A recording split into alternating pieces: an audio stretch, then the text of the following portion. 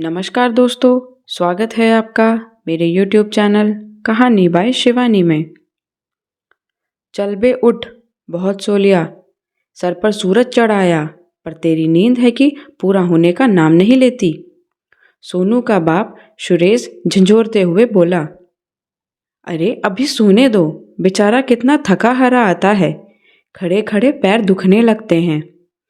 और करता भी किसके लिए है, इस घर के लिए ही ना, कुछ देर और सो लेने दो। सोनू की माँ सुनीता ने कहा। अरे करता है तो कौन सा एहसान करता है, खुद भी तो रोटी तोड़ता है 4 टाइम। यह कहकर सुरेश फिर सोनू को उठाता है। उठ बे, देर हो जाएगी तो सेठ अलग से मारेगा। लात लगने और चिल्लाने की आवाज़ से सोनू की नींद खुल गई थी। आंखें मलते दारूबाज बाप को घूरता हुआ वह बाथरूम की तरफ जाने लगा। देखो तो कैसे आंख निकाल रहा है, जैसे काटकर खा जाएगा मुझे। अरे क्यों सुबह सुबह जली कटी बक रहे हो, सोनू की माँ बोली। अच्छा मैं बक रहा हूँ, और जो तेरा लाडला घूर रहा है मुझे। और एक लात सोनू की माँ को भी मारता है।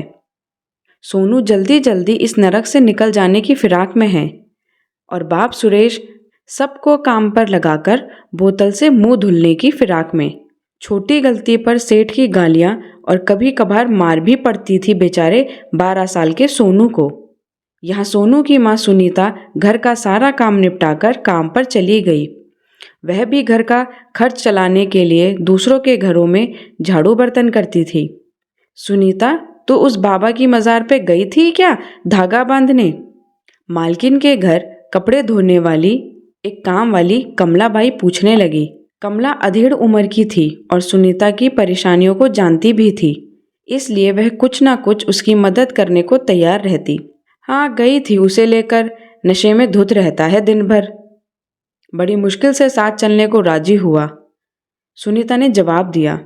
पर होगा क्या इस सब से, इतने साल तो हो गए, इस बाबा की दरगाह, उस बाबा की मजार, ये मंदिर, उस बाबा के दर्शन, सब तो करके देख लिया, पर ना ही कोख फलती है और ना ही घर पनपता है। बस आस के सहारे दिन कट रहे हैं। कहते कहते सुनीता की आंखों में आंसू आ गए।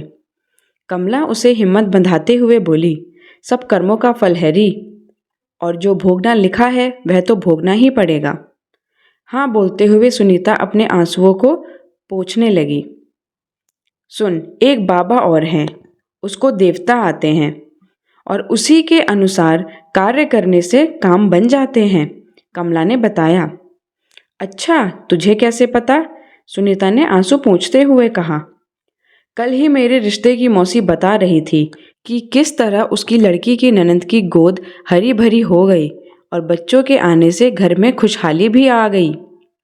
मुझे तभी तेरा ख्याल आया और उस बाबा का पता ठिकाना पूछकर ले आई। अब तू बोल कि कब चलना है? उससे पूछकर बताऊंगी, पता नहीं किस दिन होश में रहेगा। हाँ ठीक है, वह बाबा सिर्फ इतवार और बुधवार को ही बताता है, और कल बुधवार है। अगर तैयार हो जाए तो सीधा मेरे घर आ जाना सुबह ही, फिर हम साथ चलेंगे। मुझे भी अपनी लड़की की शादी के बारे में पूछना है, कमला बोली। सुनीता ने हामी भरी और दोनों काम निपटाकर अपने अपने रास्ते हो ली। सुनीता कमला की बात सुनकर खुश थी कि अगर सब कुछ सही रहा तो जल्दी ही उसके घर की भी मनहूसियत दूर हो जाएगी। पर कहीं सोनू का बाप ना सुधरा तो, आने वाली औलाद के साथ भी उसने यही किया तो? ऐसे सवालों ने जैसे उसकी खुशी को ग्रहण लगाने की कोशिश की, पर उसने खुद को संभाल लिया। सामने आम का ठेला देखकर सुनीता को सोनू की याद आ गई। सोनू के बाप को भी आम का रस बहुत पसंद है। सुबह सुबह बेचारा सोनू उदास होकर घर से निकला था। आम के रस से रोटी खाएगा तो खुश हो जाएगा और सोनू के बाप को भी बाबा के पास जाने के लिए मना लेगी। मन में ही सारे ताने बाने बुनकर सुनीता रुकी और एक आम लेकर जल्दी जल्दी घर की ओर चल दी। घर पहुंचने पर दोनों को खाना खिलाकर सारे कामों से फारिग होकर सुनीता सोनू के बाप से कहने लगी, शराब का नशा कम था शायद, या आम के रस का नशा हो गया था। वह अगले दिन ही जाने को मान गया। अगले दिन सोनू, उसका बाप और सुनीता सुबह ही कमला के घर पहुंच गए और वहाँ से कमला को साथ लेकर बाबा के ठिकाने पर चल दिए। बाबा के दरवाजे पर 8-10 लोग पहले से ही अपनी अपनी परेशानी को दूर कर सुखों में बदलने के लिए बाहर ही बैठे थे। एक एक कर सबको अंदर बुलाया जाता। वो लोग भी जाकर बाबा के घर के बाहर वाले कमरे में उन लोगों के साथ बैठ गए। सभी लोग अपनी अपनी परेशानियों में खोए थे। यहाँ कमला सुनीता को बातचीत में बताती है कि बाबा से कैसा बर्ताव करना है और इतनी ज़ोर से समझाती है कि नशेड़ी सुरेश के कानों में भी आवाज़ पहुंच जाती। 1-2 बार तो सुरेश को गुस्सा आया, पर सुनीता ने उसे हाथ पकड़कर बैठाए रखा। तकरीबन 2 घंटे के इंतज़ार के बाद उनकी बारी आई। तब तक 5-6 परेशान लोग और आ चुके थे। अपनी बारी आने की खुशी सुनीता के चेहरे पर साफ झलक रही थी। ये लग रहा था मानो यहाँ से बच्चा लेकर और घर की गरीबी यहीं छोड़कर जाएगी। चारों अंदर गए। बाबा ने उनकी समस्या सुनी, फिर थोड़ी देर ध्यान लगाकर बैठ गए। कुछ देर बाद बाबा ने जब आंखें खोली तो आंखें आकार में पहले से काफ़ी बड़ी थीं। अब सुनीता को भरोसा हो गया कि उसकी समस्या का खात्मा हो ही जाएगा। बाबा ने कहा, कोई है जिसकी काली छाया तुम लोगों के घर पर पड़ी है। वही तुम्हारे बच्चा ना होने की वजह है। और जहाँ तुम रहते हो वहाँ गड़ा धन भी है। चाहो तो उसे निकलवा कर रातों रात सेठ बन सकते हो। सुरेश और सुनीता की आंखें चमक उठीं। उन दोनों ने एक दूसरे की तरफ देखा। फिर सुरेश बाबा से बोला, हम लोग खुद ही खुदाई करके धन निकलवा लेंगे और आपको चढ़ावा भी चढ़ा देंगे। आप तो जगह बता दो बस। बाबा ने जोर का ठहाका लगाया और बोले, यह सब इतना आसान नहीं। तो फिर क्या करना होगा? सुरेश ने पूछा।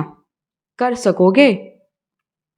आप बोलिए तो, इतने दुख सहे हैं, अब तो थोड़े से सुख के बदले कुछ भी कर जाऊंगा। बलि लगेगी। बस इतनी सी बात, मैं बकरे का इंतजाम कर लूंगा। बकरे की नहीं तो फिर नर बलि, मतलब किसी इंसान की हत्या? सुरेश बोला। तो क्या गड़ा धन और औलाद पाना मजाक लग रहा है तुम लोगों को? जाओ, तुम लोगों से नहीं हो पाएगा। बाबा तकरीबन चिल्ला उठा। कमला बीच में ही बोल उठी, नहीं बाबा, नाराज मत हो, मैं समझाती हूँ दोनों को। और सुनीता को अलग से ले जाकर कमला बोलने लगी, एक जान की ही तो बात है। सोच, उसके बाद घर में खुशियाँ ही खुशियाँ होंगी। बच्चा, पैसा सब दे दे बली। सुनीता तो जैसे होश खो बैठी थी। तब तक सुरेश भी उन दोनों के पास आ गया और कमला की बात को बीच में काटते हुए बोला, किसकी बलि दे दें? जिसका कोई नहीं उसकी। अपना खून अपना होता है, पराए और अपनों में फर्क जानो, कमला बोली। ये बात सुनकर सुरेश का जमा हुआ खून अचानक खौल उठा और कमला पर तकरीबन झल्लाते हुए बोला, किसकी बात कर रही है बुढ़िया? जबान संभाल, वह मेरा बेटा है। 2 साल का था जब वह मुझे बिलखते हुए रेलवे स्टेशन पर मिला था। कलेजे का टुकड़ा है वह मेरा। सोनू कोने में खड़ा सब बातें सुन रहा था और आंखें फाड़ फाड़ कर देख रहा। बाबा सब तमाशा देख समझ चुका था कि ये लोग जाल में नहीं फंसेंगे और ना ही कोई मोटी दक्षिणा का इंतजाम होगा। इसलिए शिष्यों से कहकर उन चारों लोगों को वहां से बाहर निकलवा दिया। सोनू हैरान था। बाहर निकलकर सोनू के मुख से बस यही शब्द निकले, बाबा, मैं तेरा गड़ा खजाना बनूंगा। यह सुनकर सोनू ने सुरेश को अपने सीने से लगा लिया। उसने सोनू से माफ़ी मांगी और कसम खाई कि आज के बाद वह कभी शराब को हाथ भी नहीं लगाएगा।